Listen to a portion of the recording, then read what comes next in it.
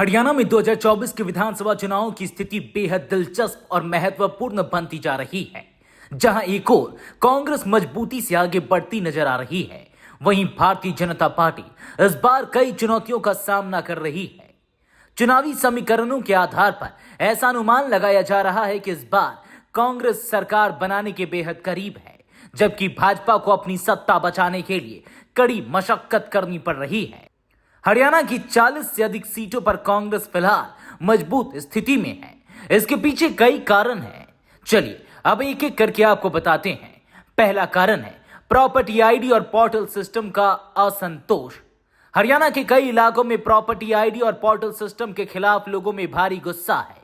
खासकर छोटे कस्बों और ग्रामीण इलाकों में लोगों की संपत्तियों पर जबरदस्ती रिकवरी और गलत दावे किए जा रहे हैं, जिससे जनमानस में भाजपा के खिलाफ नाराजगी बढ़ रही है।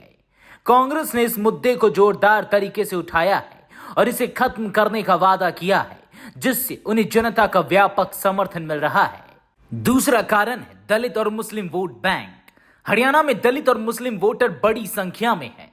दलित वोट कांग्रेस की ओर झुकते नजर आ रहे हैं, खासकर तब जब भाजपा 2024 के लोकसभा चुनाव में अंबाला और सिरसा जैसी दलित बाहुल्य सीटें हार चुकी है।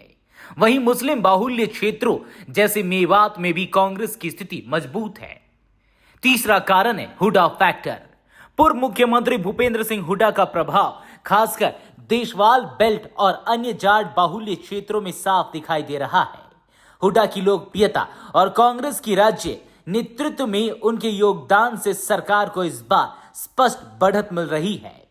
चौथा कारण है बागियों का प्रभाव। कांग्रेस और भाजपा दोनों ही पार्टियों के बागी उम्मीदवारों ने मुकाबले को दिलचस्प बना दिया है। हालांकि कांग्रेस ने 29 बागियों का मैदान में होना एक चुनौती है, लेकिन पार्टी ने जमीनी स्तर पर उन्हें काबू करने की रणनीति बनाई है। वहीं भाजपा के बागियों से पार्टी को ज्यादा नुकसान उठाना पड़ सकता है। चलिए अब जानते हैं कि भाजपा के सामने क्या चुनौतियां हैं। भाजपा के लिए 2024 का चुनाव आसान नहीं है। चलिए उसकी कुछ प्रमुख चुनौतियों के बारे में जानते हैं। पहला है विरोधी लहर। प्रॉपर्टी आईडी और पोर्टल सिस्टम से जुड़े मुद्दों से जनता के बीच भाजपा के खिलाफ माहौल तैयार कर दिया है।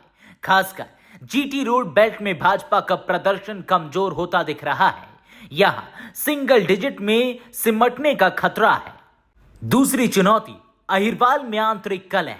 राव इंद्रजीत सिंह का पार्टी नेतृत्व से असंतोष खुलकर सामने आ चुका है, जिससे अहिरवाल बेल्ट में भाजपा को नुकसान हो सकता है। इस क्षेत्र में कांग्रेस के उम्मीदवार चिरंजीव राव की मजबूत स्थिति भाजपा के लिए एक और सिरदर्द बन चुकी है। तीसरी चुनौती दलित वोटों का विभाजन। भाजपा को उम्मीद है कि दलित वोटों का विभाजन उनके पक्ष में काम करेगा, लेकिन कांग्रेस की बढ़ती पकड़ और भाजपा की लोकसभा चुनाव में हार के चलते यह दांव कमजोर होता दिख रहा है। चौथी चुनौती सत्ता विरोधी लहर। हरियाणा में मनोहर लाल खट्टर की सरकार के खिलाफ सत्ता विरोधी लहर भी स्पष्ट है। पिछले 10 सालों में जनता के मुद्दों का समाधान न होना और रोजगार, पेपर लीक, शिक्षा और स्वास्थ्य जैसे क्षेत्रों में अपेक्षित सुधार न होने से भाजपा की साख पर असर पड़ा है। चलिए अब जानते हैं कि कौन बनाएगा सरकार। अभी के चुनावी समीकरणों और राजनीतिक माहौल को देखते हुए ऐसा प्रतीत होता है कि कांग्रेस सरकार बनाने की ओर अग्रसर है। कांग्रेस 40 से अधिक सीटों पर मजबूत स्थिति में है और अगर यही रुझान जारी रहे तो वह सरकार गठन के लिए आवश्यक बहुमत हासिल कर सकती है। भाजपा की सीटें इस बार 18 से 23 के बीच सीमित हो सकती है, जिससे उसकी सरकार बनाने की संभावनाएं कमजोर है। इनेलो और अन्य छोटे दलों का प्रभाव 2 से 4 सीटों तक सीमित हो सकता है, लेकिन कांग्रेस के पक्ष में हवा बहने से उनके पास कांग्रेस के साथ गठबंधन करने का विकल्प खुला हो सकता है।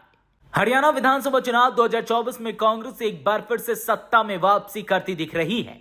प्रॉपर्टी आईडी और पोर्टल सिस्टम से जुड़े जन असंतोष, दलित और मुस्लिम वोटों की एकजुटता और भाजपा के खिलाफ सत्ता विरोधी लहर ने कांग्रेस को एक मजबूत स्थिति में ला खड़ा किया है। अब देखना होगा कि अंतिम नतीजे किस तरह के समीकरण बनाते हैं, लेकिन फिलहाल कांग्रेस की जीत का रास्ता साफ नजर आ रहा है।